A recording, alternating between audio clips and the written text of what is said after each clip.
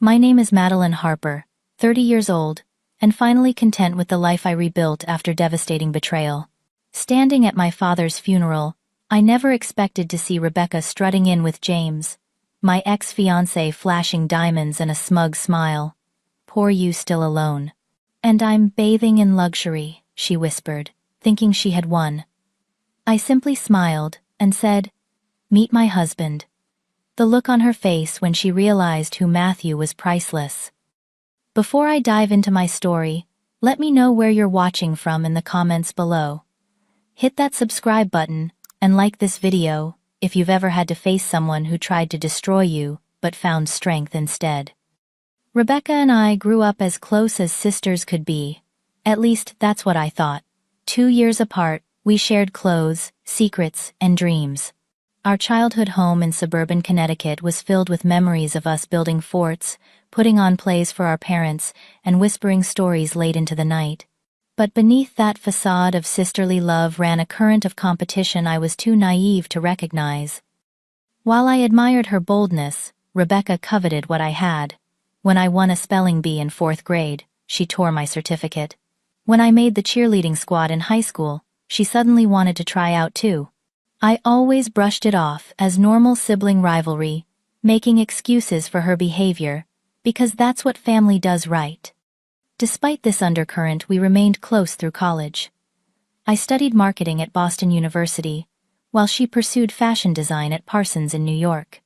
Our paths diverged, but we stayed connected, sharing our triumphs and failures over weekly phone calls. I landed a position at Apex Marketing, one of the most prestigious firms in Boston, while Rebecca bounced between internships, never quite finding her footing in the competitive fashion industry. My career flourished quickly. By 25, I was managing major accounts and presenting campaigns to Fortune 500 clients. My personal life, however, remained stagnant, until that fateful marketing conference in Chicago 6 years ago. James Mitchell stood out immediately in a sea of marketing executives. Tall with chestnut hair and confident blue eyes, he commanded attention, without demanding it. He was 32, then a rising star at TechVision, a rapidly growing tech company known for innovative products and aggressive expansion. "Your presentation on digital consumer behavior was impressive," he said, approaching me at the networking reception. "I've been trying to convince my team that we need to pivot our strategy exactly how you suggested." One conversation led to dinner, which turned into weekend visits between Boston and New York, where he was based. James was everything I thought I wanted: ambitious, intelligent, and attentive. We shared dreams of building successful careers while creating a life together. After 8 months of dating during a sunset sail on Boston Harbor, he proposed with a 2-carat diamond ring. "You're everything I've been looking for," he said, as he slipped the ring onto my finger. "Smart, beautiful, and kind. I want to build a life with you, Madeline." I called Rebecca first with the news, screaming with excitement into the phone.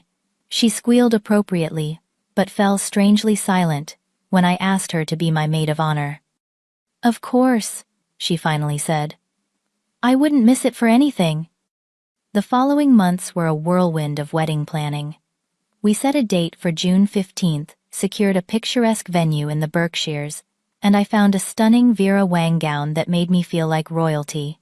James and I discussed combining our lives in New York, where I would transfer to my company's Manhattan office. Rebecca threw herself into maid of honor duties with unexpected enthusiasm. She organized a lavish bridal shower, helped me select invitations, and accompanied me to every dress fitting. Looking back, the warning signs were there, hidden in plain sight. The way her hand lingered on James's arm when she greeted him. How she always managed to sit beside him at family gatherings. The private jokes they seemed to share. I noticed these things fleetingly, but dismissed them, trusting both my sister and my fiancé implicitly. 3 months before the wedding, I hosted a dinner for my parents, Rebecca and James, at my apartment. Rebecca arrived early to help, wearing a new dress that seemed specifically designed to showcase her figure. "Is that appropriate for a family dinner?" I asked lightly. "Just because you're engaged doesn't mean I can't look good," she replied with a laugh that should have warned me. Throughout dinner, Rebecca dominated the conversation, directing her stories and questions primarily toward James. She touched his shoulder when laughing at his jokes, and refilled his wine glass attentively. When James mentioned a new art exhibit opening in Chelsea, Rebecca immediately exclaimed that she'd been dying to see it. "Maybe we could all go together," she suggested, though her eyes never included me in that all. I caught my mother's concerned glance, but shook off my unease. This was Rebecca being Rebecca, always wanting to be the center of attention. And James. He was just being polite to my sister. I trusted him completely. That trust was the foundation I built my future on. A foundation that was about to crumble beneath my feet, sending me into a free fall I wasn't prepared for. But sometimes the harshest betrayals lead to unexpected strengths. I just couldn't see it yet. The day everything shattered started normally enough. 3 months before our wedding, I was finalizing details with vendors and checking items off my endless to-do list. James had left his phone charging in my apartment while he went for a morning run. When it chimed repeatedly with incoming messages, I glanced over, not intending to snoop, but caught by the preview notifications lighting up his screen. "Last night was amazing. Can't wait to see you again," read the first message from Rebecca. My stomach dropped. Surely there was an explanation. Perhaps they were planning a surprise for me. With shaking hands, I picked up the phone. James had never restricted my access, another sign of the trust I thought we shared. I opened the message thread and felt my world collapse. Months of exchanges between them, flirtatious messages, plans to meet when I was working late, photos I could never unsee, references to their growing feelings and guilt about deceiving me. She'd be devastated if she knew James had written. "What she doesn't know won't hurt her," Rebecca replied. "We deserve happiness too." I sat frozen on my couch, the phone clutched in my hand, reading through message after message, until James returned flushed from his run, and smiling until he saw my face. "Madeline, what's wrong?" I simply held up his phone, the evidence of his betrayal glowing on the screen. His face drained of color as he realized what I had discovered. "I can explain," he started, but his voice faltered. "Explain what?" "How you've been sleeping with my sister behind my back. How you've been lying to me for months." My voice remained eerily calm, belying the hurricane of emotions within me. He attempted denials at first, claiming it was just harmless, flirting, but faced with the explicit messages, his lies crumbled quickly. "It just happened," he finally admitted, sitting heavily on the armchair across from me. "We didn't plan it. Rebecca and I connected one night when you were on that business trip to Chicago. She was helping me plan your birthday surprise, and we had a few drinks. And decided the perfect surprise would be to betray me with my own sister." The sarcasm in my voice was sharp enough to cut. James had the decency to look ashamed, but his next words revealed everything about his character. "I care about you, Madeline, I really do. But with Rebecca there's this passion, this connection I can't explain." I removed my engagement ring and placed it on the coffee table between us. "I think you should leave. Now." After he left, I sat in stunned silence for hours, before anger propelled me to Rebecca's apartment in Brooklyn. I pressed her buzzer repeatedly, until she answered, her voice annoyed through the intercom. "What? Who is it?" "It's your sister. Open up." The moment she opened the door, she knew. Perhaps it was my red-rimmed eyes, or the absence of my engagement ring, but her expression shifted from surprise to a strange mixture of defiance and guilt. "James told you," she said flatly, not even attempting to deny it. "No, your text messages did." I pushed past her into the apartment. "How could you? My fiancé, my sister." Rebecca crossed her arms defensively. "It's not like I planned it. We just connected on a level that you and he never did. We were planning our wedding. We had a life mapped out." My voice broke, despite my efforts to remain composed. Then came the words that revealed the true nature of her betrayal.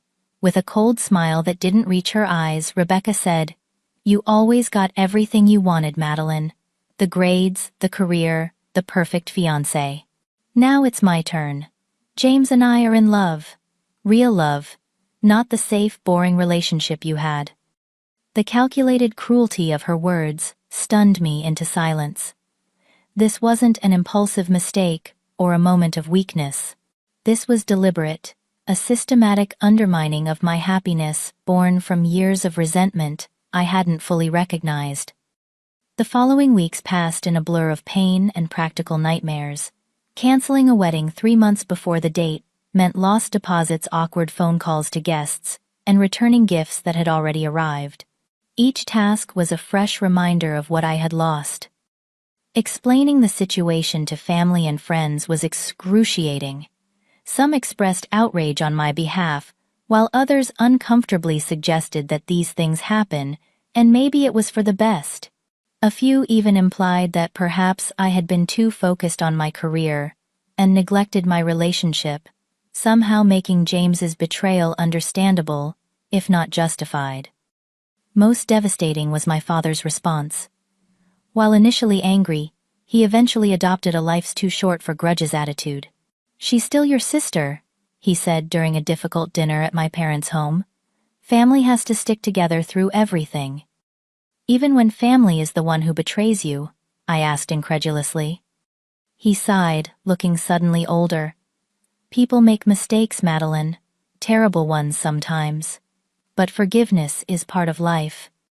What he didn't understand was that forgiveness requires remorse, and Rebecca showed none. In fact, 2 weeks after the revelation, she and James announced they were officially dating. My mother was horrified, but my father counseled acceptance and moving forward. I spiraled into depression, taking leave from work, and barely leaving my apartment. The dual betrayal of the two people I trusted most left me questioning my judgment and worth. If my own sister could see me as undeserving of loyalty and love, what did that say about me? But rock bottom has a purpose. When you hit it, you can finally stop falling and start climbing. I just didn't know yet how high that climb would take me. The morning I decided to reclaim my life began unceremoniously. 6 weeks after discovering the betrayal, I woke to sunlight streaming through blinds I hadn't opened in days. A job offer I'd received before the engagement implosion sat on my kitchen counter, nearly buried under takeout containers and unopened mail.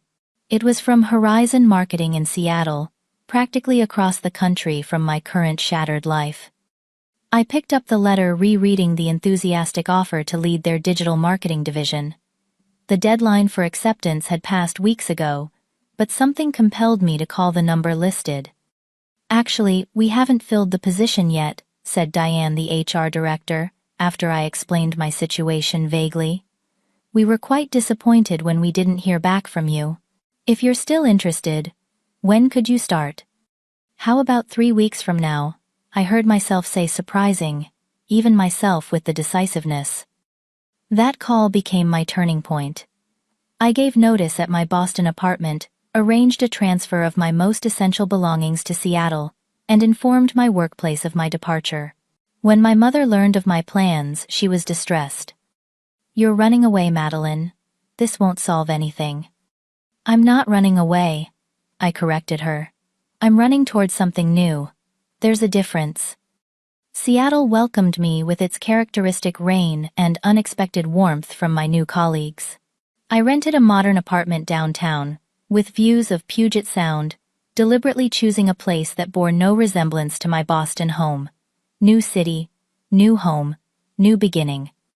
But geography alone couldn't heal the wounds of betrayal. During my second week in Seattle, I had a panic attack in a grocery store when I glimpsed a woman who resembled Rebecca. The incident forced me to acknowledge that distance wasn't enough.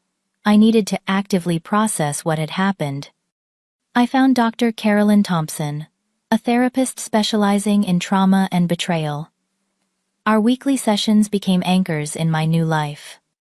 "What your sister and fiancé did was about them, not you," she emphasized, during one particularly difficult session. "Their actions reflect their character, not your worth." "But shouldn't I have seen it coming?" I asked, still searching for what I had missed. Betrayal blindsides us precisely because we trust. That's not naivety, Madeline. That's being human. Slowly, I began rebuilding. Work provided purpose and distraction. I threw myself into projects proving my value to my new company, while rediscovering my passion for marketing strategy. My team responded to my leadership with enthusiasm, and within 6 months, our campaigns were winning industry recognition. Outside of work, I forced myself to engage with life again. I joined a hiking group discovering the therapeutic effects of climbing mountains and breathing pine-scented air. I took cooking classes, finding satisfaction in creating nourishing meals for myself when previously I had existed on convenience foods and restaurant deliveries. Most importantly, I made new friends who knew nothing of my history. Alicia, a graphic designer at Horizon, became my first real friend in Seattle. She invited me to book clubs and gallery openings, gently coaxing me back into social situations. Through her, I met others: Marcus, a landscape architect with a booming laugh; Sophie, a pediatric nurse with endless compassion; and Daniel, a software engineer, who shared my love for obscure indie films.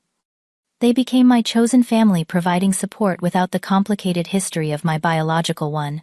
With them, I could be the Madeline I was becoming, not the one defined by betrayal. Occasionally, news of Rebecca and James reached me through mutual friends or family calls. They had moved in together shortly after I left. Rebecca had landed a job at a boutique fashion house, partly due to James's connections. They traveled extensively, posting enviable vacation photos from Bali, Paris, and the Amalfi Coast.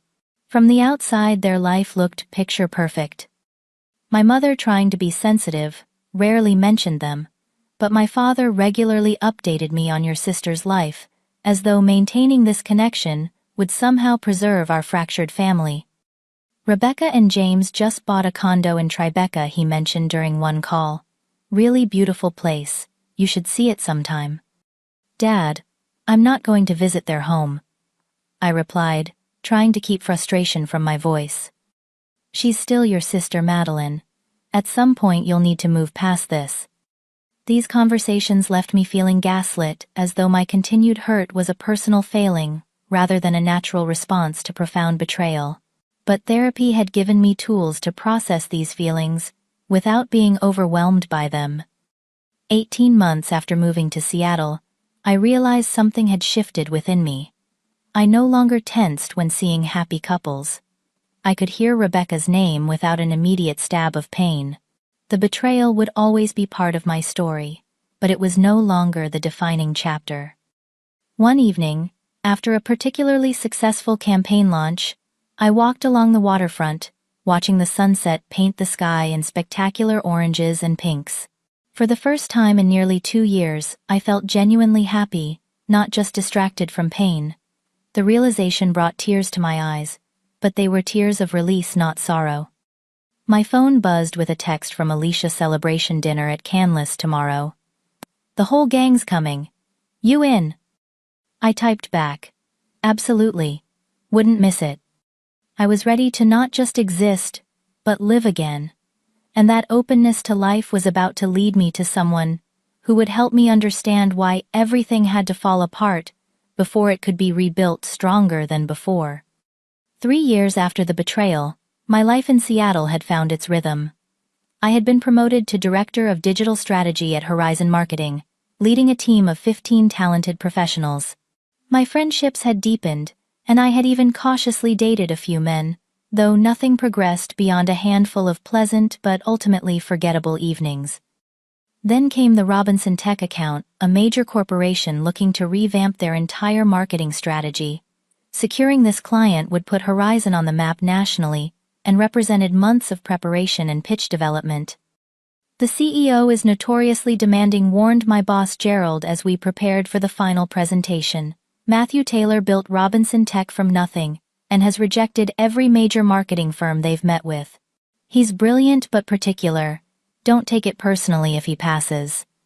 I spent weeks perfecting our proposal, researching Robinson Tech's market position, and identifying untapped opportunities. By the time presentation day arrived, I knew our pitch inside and out, but still felt the flutter of nerves as we waited in the Robinson Tech conference room. When Matthew Taylor walked in, he wasn't what I expected. Based on his reputation, I had imagined someone older, perhaps stern and intimidating. Instead, Matthew was in his late 30s, with kind brown eyes that crinkled at the corners, when he smiled, and an unassuming presence that nonetheless commanded attention. "Sorry to keep you waiting," he said, shaking hands with each team member. When he reached me, his handshake was firm, his gaze direct. "You must be Madeline Harper. I was impressed by the preliminary materials you sent over." Throughout our presentation, Matthew asked insightful questions that revealed both his deep understanding of his company and his genuine interest in our approach. Unlike many executives who seem to make decisions based on ego or surface impressions, he engaged thoughtfully with our ideas. "You've identified opportunities we hadn't considered," he admitted afterward. "I'd like to work with your team, but specifically with you, Miss Harper. Your strategic thinking aligns with where I see Robinson Tech heading." The collaboration began the following week. Matthew and I established a weekly meeting to review progress and adjust strategy as needed. Unlike other clients who delegated after initial meetings, he remained hands-on, genuinely interested in the creative process. During one late working session at Robinson Tech headquarters, our conversation drifted from marketing strategies to personal interests. I learned that Matthew had built his company from a startup in his garage to a major player in enterprise software over 12 years of dedicated work. "Technology was always interesting to me, but what really drives me is solving problems," he explained, as we shared takeout dinner in his office, seeing a solution where others see only obstacles. "Is that why you named the company Robinson?" I asked, after Robinson Crusoe solving problems on his island. He looked surprised, then laughed. "You're the first person who's ever made that connection. It was actually my grandfather's name, but I like your interpretation better. Maybe I'll use that story from now on." Something shifted that evening. Our professional relationship had developed an undercurrent of personal connection, a mutual recognition of like-minded spirits. Still, I maintained careful boundaries, unwilling to risk misinterpreting friendly rapport for something more. Matthew respected those unspoken boundaries while making his interest clear in subtle ways. He began bringing coffee to our meetings, remembering exactly how I took mine. He asked thoughtful questions about my weekend plans, and followed up on stories I shared about my hiking adventures or cooking disasters. 3 months into the Robinson Tech project, he invited me to a charity gala his company was sponsoring. As colleagues, he clarified, sensing my hesitation. "The whole team is invited, but I'd especially appreciate your insights on how we present to potential partners." The event was held at the Seattle Art Museum, transformed for the evening into an elegant venue with stunning floral arrangements and ambient lighting. Matthew greeted me at the entrance, handsome, in a perfectly tailored tuxedo. "You look beautiful," he said simply, his appreciation genuine without being invasive.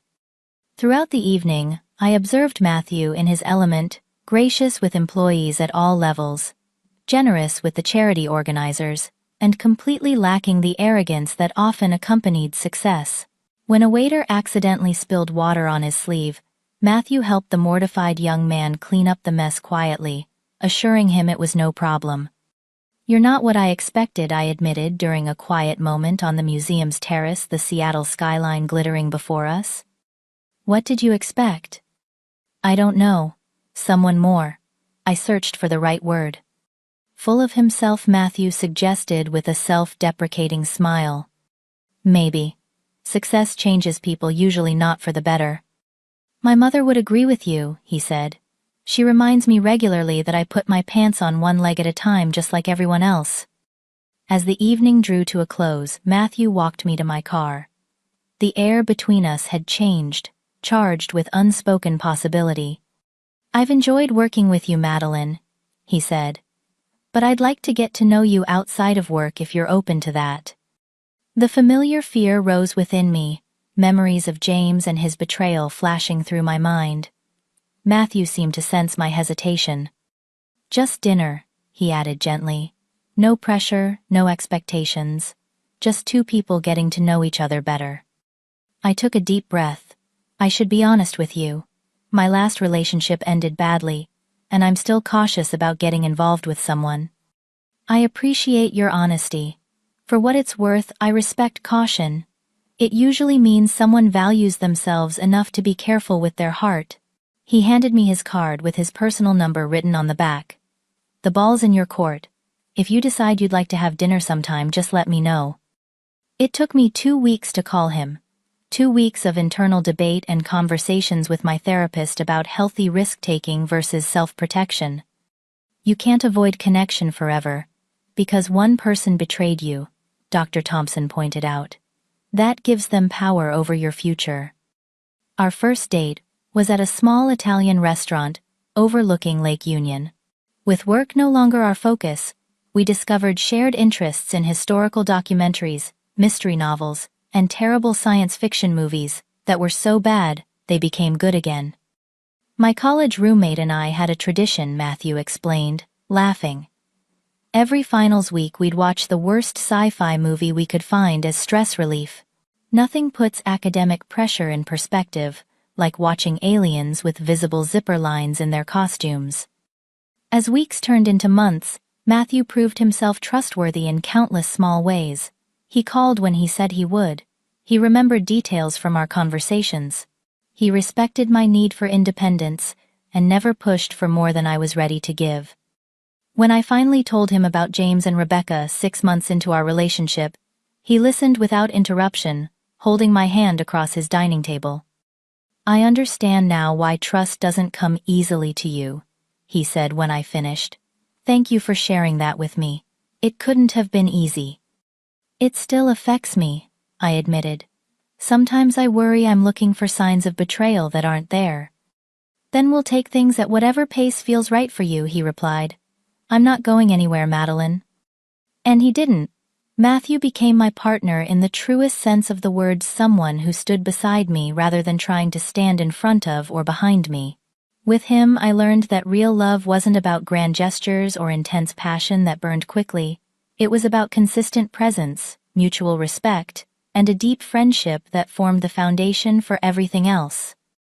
I was falling in love again, but this time with my eyes wide open, and what I saw looking back at me was everything I hadn't known I needed. After 2 years of dating, Matthew and I had developed a relationship built on mutual respect, shared values, and genuine love. We had settled into comfortable routines: Sunday morning hikes, followed by brunch at our favorite cafe, weeknight cooking experiments, in his spacious kitchen, and quiet evenings, reading together on his terrace overlooking Lake Washington.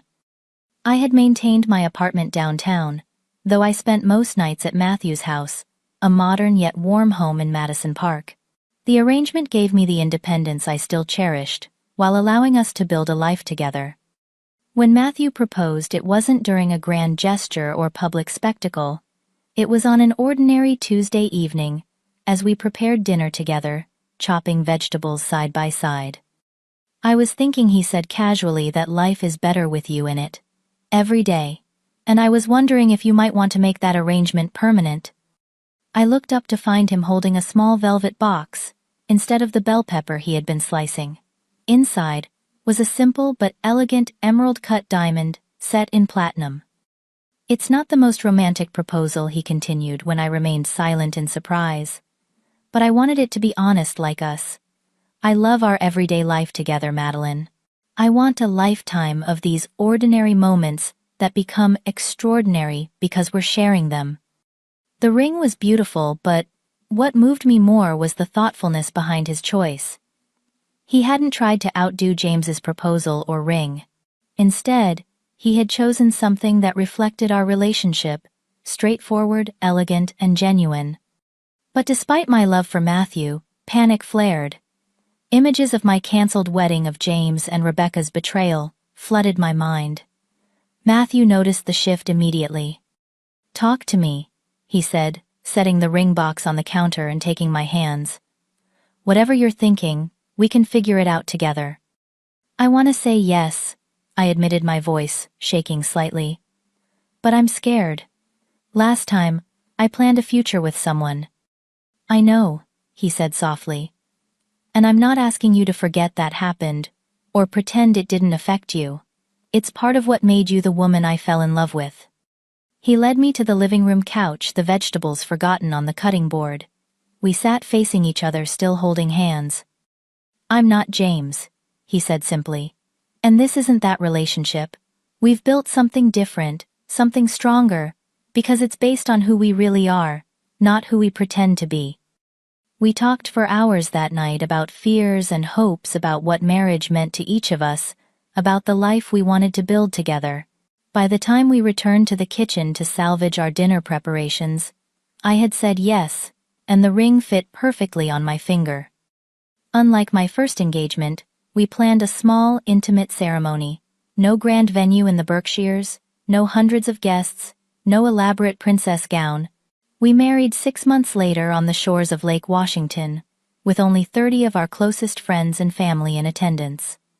My parents came, though my relationship with them remained complicated. My father especially seemed unable to understand why I still maintained distance from Rebecca, who was pointedly not invited, despite his repeated suggestions that a wedding is a time for family to come together. This is about starting our life together, I explained firmly, when he brought it up for the third time, not about revisiting past hurts. Our wedding day dawned clear and bright, unusual for Seattle in April. I wore a simple silk sheath dress, my hair adorned with small white flowers instead of a veil. Matthew waited for me at the end of a short aisle, created by rows of white chairs on the lawn. His smile, when he saw me, containing all the love and promise I could hope for. Our vows were personal, written by each of us to reflect our individual commitments. Matthew promised patience, honesty, and partnership. I promised trust, courage, and forgiveness, not just for him, but for myself. Today I choose to believe in love again, I said, my voice steady, despite the emotion behind the words. Not because I've forgotten pain, but because you've shown me that real love is worth the risk. The reception was held in a tent on the same property, fairy lights twinkling overhead as dusk fell. We danced, laughed, and celebrated with the people who had supported our journey together. Dr. Thompson, my therapist-turned-friend, raised a toast to resilience and second chances that brought tears to my eyes. Our honeymoon was 2 weeks in New Zealand, hiking through breathtaking landscapes and staying in small, luxurious lodges along the way. It was there, far from the remnants of my past life, that I truly embraced our future without reservation. Upon returning to Seattle, we settled into married life with surprising ease. I moved my remaining belongings into Matthew's house, which became our home. We established new traditions while honoring the individual interests that made us who we were. Matthew encouraged my career advancement and celebrated my successes as his own, while I supported his vision for expanding Robinson Tech into new markets. 8 months after our wedding, Matthew came home with unexpected news. Robinson Tech had acquired TechVision, James's company, as part of a larger expansion strategy. I should have made the connection sooner, Matthew said, looking troubled. I knew the name sounded familiar when the acquisition team first brought it up, but it didn't click until today when I was reviewing the executive profiles. James Mitchell is their vice president of operations. My stomach tightened at the name, but the visceral pain I once associated with it had dulled to a distant ache. It's a good business decision, I said after a moment. You shouldn't change your plans because of my history. Are you sure I could delay the acquisition, look into other options? I shook my head. That would be letting the past dictate our future. I'm done giving them that power. The acquisition proceeded with Matthew maintaining professional distance from the integration process, delegating the direct oversight to his executive team. I appreciated his sensitivity, but assured him I had made peace with that chapter of my life. What neither of us anticipated was the discovery made during the standard financial audit of TechVision. Discrepancies appeared in their books, leading to a deeper investigation that revealed James had been embezzling company funds to support a lifestyle beyond his legitimate earnings. The board wants to press charges, Matthew informed me one evening. The evidence is conclusive. He's been siphoning money for at least 3 years, clever enough to hide it during routine audits, but not thorough enough for the kind of deep dive we do during acquisitions. What will happen to him, I asked, surprised by my lack of vindictive satisfaction. Termination, certainly. Criminal charges, probably. It's not my decision alone, but, as CEO, I'll have to sign off on the board's recommendation. Will you recuse yourself because of our connection? Matthew considered this thoughtfully. I think I need to. Not because I can't be objective about the business decision, but because I want there to be no question about the integrity of the process. James was fired the following week, escorted from the building by security, after being confronted with evidence of his financial misconduct. The company filed charges beginning a legal process that would eventually result in a plea deal to avoid jail time, but requiring significant financial restitution. I learned these details secondhand, deliberately keeping myself removed from the situation. What I didn't know then was that this professional downfall would soon intersect with my personal history in an unexpected way. 3 weeks after James's termination, my father called with news that blindsided me. He had suffered a mild heart attack but was stable and recovering well. Despite our complicated relationship, I immediately booked a flight to Connecticut, with Matthew arranging to join me 2 days later, after completing some unavoidable business obligations. What I didn't anticipate was that this family medical crisis would force a confrontation 5 years in the making, one that would finally bring the ghosts of my past face to face with the reality of my present. My father's heart attack was more serious than initially described. By the time I arrived at Hartford Hospital, he had been moved to intensive care after complications developed. My mother, looking years older than when I had last seen her at our wedding, met me in the waiting room. "They're doing everything they can," she said, her voice betraying exhaustion. "The next 24 hours are critical." Despite the best efforts of the medical team, my father passed away the following morning with my mother and me at his bedside. The loss hit me with unexpected force. Our relationship had been strained since Rebecca's betrayal, his inability to fully acknowledge the hurt she had caused, creating a distance between us. Yet, in that moment of his passing, I felt only the love of a daughter for her imperfect father. The days that followed passed in a blur of funeral arrangements, notification calls to relatives, and the surreal process of beginning to grieve. Matthew arrived as promised, providing steady support as we navigated these difficult waters. My mother, despite her grief, seemed relieved to have him take charge of certain practical matters, from coordinating with the funeral home to arranging for out-of-town relatives' accommodations. "He's a good man," she said quietly one evening, as Matthew fielded yet another call from a distant cousin about service details. "Your father would have liked to know him better." The comment carried unspoken regret for the time, and relationship lost to misplaced loyalty and unresolved conflict. I squeezed her hand in silent acknowledgement. The morning of the funeral dawned gray and cool, fitting the somber occasion. The service was scheduled for 11 at the Presbyterian church my parents had attended for decades. Matthew and I arrived early to ensure everything was properly arranged and to greet guests as they arrived. I was speaking with my father's oldest friend when a ripple of tension moved through the gathering. Turning toward the church entrance, I saw them, Rebecca and James, making a calculated entrance designed to draw attention. Rebecca wore a black designer dress that somehow managed to be both funeral-appropriate and attention-seeking, with diamond earrings and a matching necklace that caught the light with every movement. James at her side was impeccably dressed in a tailored suit, his arm possessively around her waist.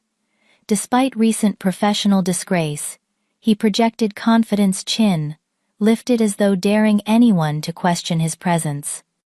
My mother stiffened beside me, her expression a mixture of parental love and discomfort. "She's still his daughter," she whispered, as though justifying Rebecca's presence to herself as much as to me. I nodded, determined not to let their presence overshadow the purpose of the day. "It's fine. We're here to honor Dad." The ceremony proceeded with dignity, filled with remembrances of my father's life and character. I delivered a eulogy that focused on his generosity and devotion to family, carefully crafted to honor his memory without glossing over his humanity. Throughout, I was aware of Rebecca's gaze evaluating and judging from her seat, 3 rows behind where the immediate family sat. At the reception following the service held in the church fellowship hall, I maintained a careful distance from my sister and her partner. This proved increasingly difficult as the space filled with guests, offering condolences and sharing memories of my father. I was speaking with my father's brother when I felt a presence behind me. Turning, I found Rebecca standing uncomfortably close, a glass of wine in her manicured hand, and a smile that didn't reach her eyes. James hovered nearby, engaged in conversation, but clearly monitoring our interaction. "Little sister Rebecca," said her voice, carrying just enough to draw attention from those nearby. "It's been what, 5 years you look?" She paused, eyes sweeping over me assessingly. "Well enough, I suppose." "Rebecca," I acknowledged with a nod, determined to remain civil. "Thank you for coming. Dad would have appreciated it." "Of course I came. Unlike some people, I maintained a relationship with our father." The barb was deliberate, aimed at my reduced contact with our parents following her betrayal. Before I could respond, Matthew appeared at my side, his hand gently touching the small of my back in silent support. Rebecca's eyes flicked to him, narrowing slightly as she took in his tailored suit and confident bearing. "You must be the new boyfriend," she said dismissively. "I'm Rebecca, Madeline's sister. This is James, my partner." She emphasized the word as if to remind me of what she had taken. "Matthew Taylor," he replied smoothly, extending his hand. "Madeline's husband, actually. We've been married for over a year now." Something flashed in Rebecca's eyes, surprise quickly masked by forced indifference. She hadn't known I had remarried. Our mother, respecting my wishes, had apparently kept this information from her. "Husband, well, isn't that sweet?" She recovered quickly. "And what do you do, Matthew?" "I run a technology company based in Seattle." James, who had joined our circle upon hearing introductions, suddenly stiffened his expression, shifting from polite disinterest to alarmed recognition. "Matthew Taylor of Robinson Tech," he asked, his voice slightly higher than normal. Matthew turned to him with perfect composure. "That's right. And you must be James Mitchell, formerly of TechVision." An uncomfortable silence fell over our small group as the implication of this connection dawned on Rebecca. Her eyes darted between James and Matthew, confusion giving way to understanding. "Poor you, still alone. After all this time," Rebecca said to me, desperation making her cruel as she tried to regain control of the interaction. She touched her diamond necklace deliberately. "And look at me bathing in luxury. I guess some of us just know how to hold on to a good thing." The naked aggression of her statement, inappropriate, even for her at our father's funeral, created a palpable tension. Several nearby guests glanced over uncomfortably. I looked at my sister, really looked at her, and saw beyond the expensive clothes and jewelry to the insecurity and emptiness beneath. In that moment, I felt an unexpected mixture of pity and release. "Rebecca, I'd like you to meet my husband properly," I said calmly. "Matthew Taylor, CEO of Robinson Tech, which recently acquired TechVision." I turned to James, whose complexion had paled significantly. "Though I believe you two have already crossed paths professionally, haven't you?" James swallowed visibly. "Mr. Taylor, I didn't realize that I was married to the woman whose life you helped upend." Matthew's tone remained conversational, but there was steel beneath it. "Life has interesting symmetry sometimes." Rebecca's composure faltered as she processed the implications. "What does he mean, James?" she demanded, her voice losing its cultivated smoothness. "What happened with TechVision?" James shifted uncomfortably. "I was going to tell you," he muttered. "There were some issues at work. I'm between positions right now." "Between positions?" Matthew raised an eyebrow. "That's certainly one way to describe being terminated for financial misconduct." The color drained from Rebecca's face. "What is he talking about, James?" Perhaps this isn't the best venue for this discussion, I suggested, quietly aware of the attention we were attracting. But Rebecca was beyond social niceties now. Is it true? She demanded of James. Did you lose your job? Is that why you've been making excuses about the credit cards being declined? Why we had to cancel Aspen? James's attempt to quiet her only fueled her anger. Those diamonds, she hissed, touching her necklace. You said they were real.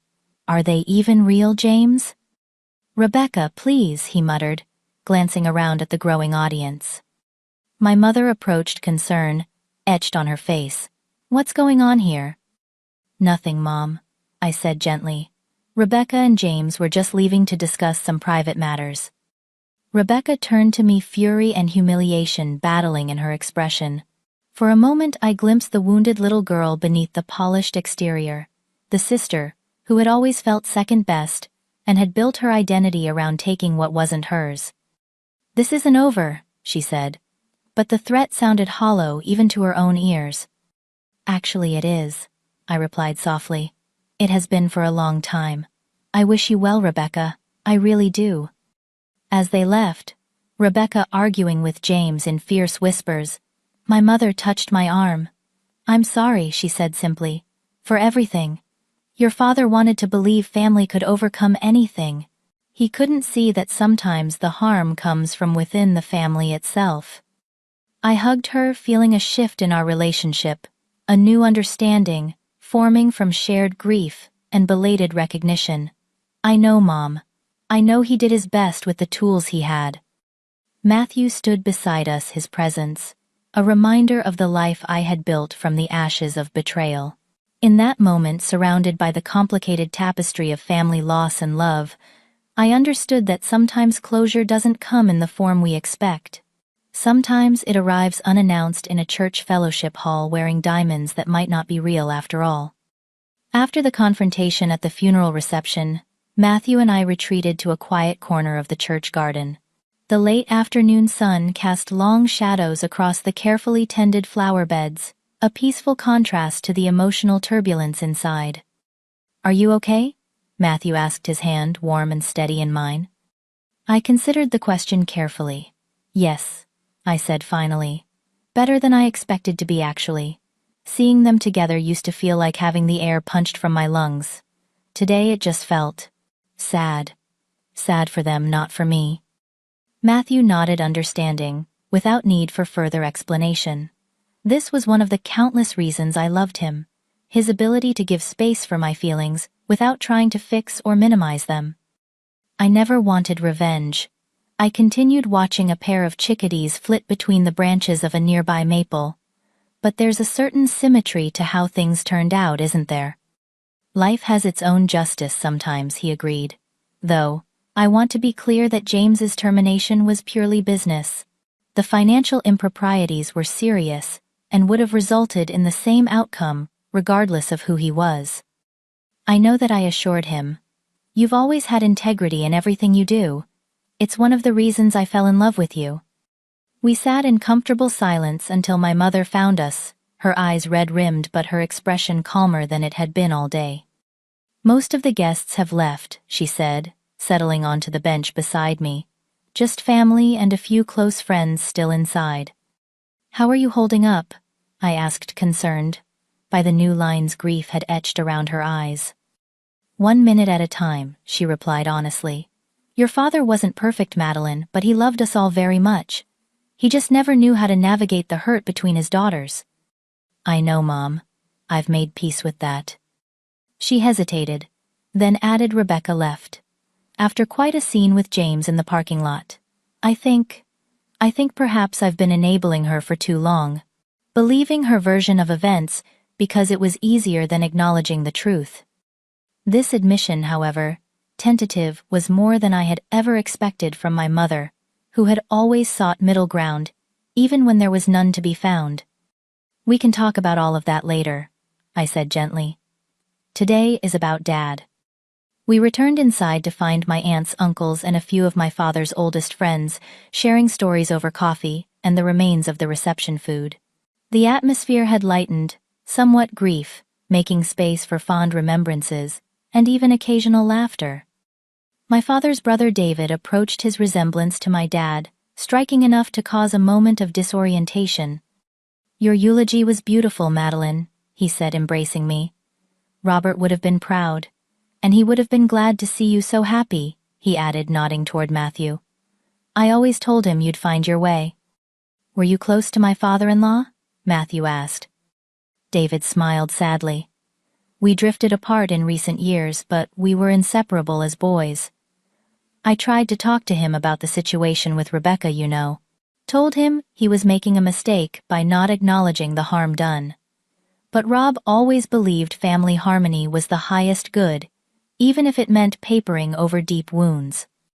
This insight into my father's thinking wasn't new, but hearing it from his brother lent it a poignancy that brought fresh tears to my eyes. My father had made choices. I disagreed with choices that had hurt me, but they had come from a place of love, however misguided. The following morning, before returning to Seattle, Matthew and I visited the cemetery. My father's grave, marked by a temporary plate until the permanent headstone could be installed, was covered with flowers from the funeral. I placed a small stone on top of the marker, a tradition my father had always observed when visiting his own parents' graves. "I wish you could have known Matthew better," I said quietly. "You would have liked the man he is." Matthew stood respectfully a few paces away, giving me privacy for this final goodbye.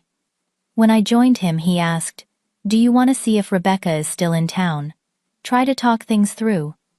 I considered this thoughtfully. "No," I decided. "Not right now. Maybe someday. But I think we both need more time and perspective."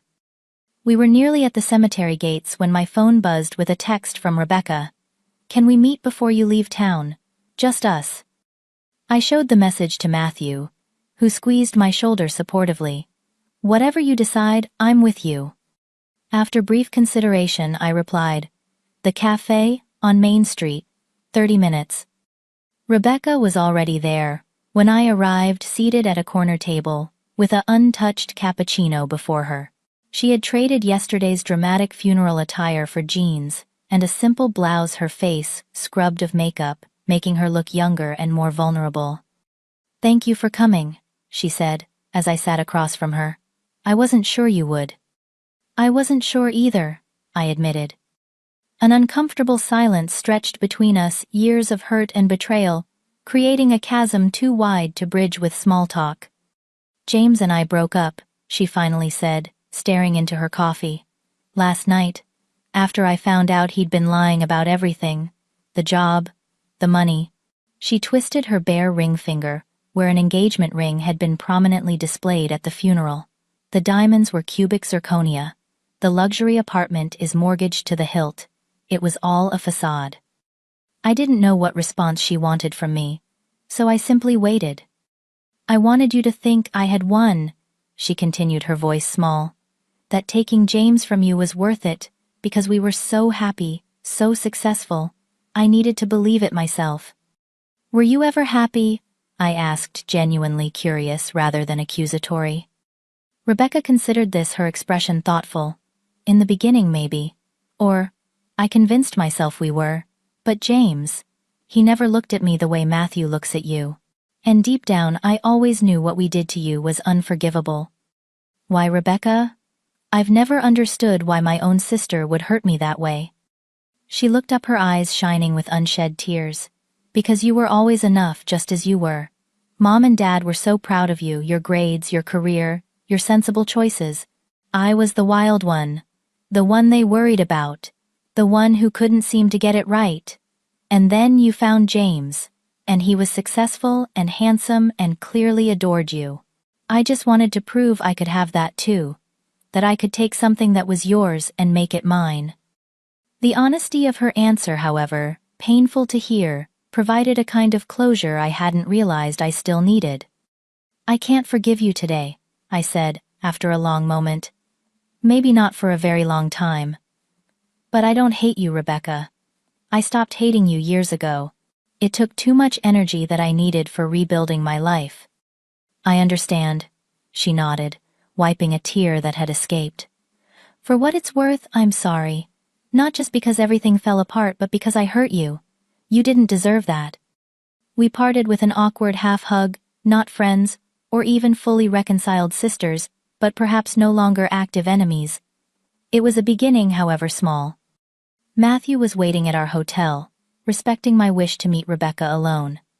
"How did it go?" he asked as I entered our room. "Better than I expected. Worse than I hoped."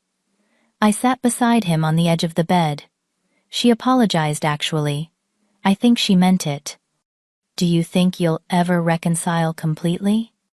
I considered this carefully. I don't know. Some bridges once burned can't be fully rebuilt. But maybe we can construct something new. Something different. Not what was, but what could be. We flew back to Seattle that afternoon, returning to the life we had built together. In the following months, I maintained sporadic, cautious contact with Rebecca as she began her own process of rebuilding, finding a modest apartment, and taking a position at a small design firm. Our relationship remained complicated, tentative texts and occasional phone calls, gradually increasing in frequency and depth. I doubted we would ever recapture the closeness of our childhood, but perhaps we could forge a new connection based on who we had become, rather than who we had been. As for me, the final confrontation with Rebecca and James had released something I hadn't realized. I was still carrying a weight of unresolved hurt and anger that had lingered despite my new happiness. In its place grew a deeper appreciation for the life I had created from the ashes of betrayal. Matthew and I continued to build our life together, his company flourishing under his ethical leadership, my career advancing, as I took on increasingly challenging projects. We bought a weekend cabin on the Olympic Peninsula, where we spent peaceful weekends hiking and disconnecting from the demands of our professional lives. 5 years after my sister stole my fiancé, I found myself not just surviving but thriving, with a love deeper and more authentic than anything I had known before. The betrayal that once defined me had become merely a chapter in my story, not its conclusion. I learned that trust once broken can be rebuilt, but it requires willing participants and consistent effort. That forgiveness isn't a single moment but a process, sometimes lifelong. That family is both who we're born to and who we choose. And sometimes the family we choose provides the healing our birth family cannot. Most importantly, I learned that while we can't control the actions of others, we always have a choice in how we respond. We can remain trapped in bitterness, or we can use even the deepest wounds as catalysts for growth and transformation. Life rarely follows the path we expect, and the detours, however painful, often lead us exactly where we need to be. Had Rebecca and James not betrayed me, I might never have moved to Seattle, never met Matthew, never discovered my own resilience and capacity for rebuilding. This isn't to say I'm grateful for their betrayal, but I am grateful for the woman it forced me to become, for the life it ultimately led me to create. Sometimes the greatest gift emerges from our deepest pain, if we have the courage to keep moving forward. Have you ever experienced betrayal that ultimately led to something better? I'd love to hear your stories in the comments below. And if you're currently walking through your own valley of betrayal, please know that healing is possible. The path isn't linear, and it isn't quick, but it is real. Thank you for listening to my story. If it resonated with you, please like this video and subscribe to my channel for more authentic conversations about life's challenges and triumphs. Remember, your worth is never determined by someone else's inability to see it. Wishing you strength on your journey, whatever path you're walking.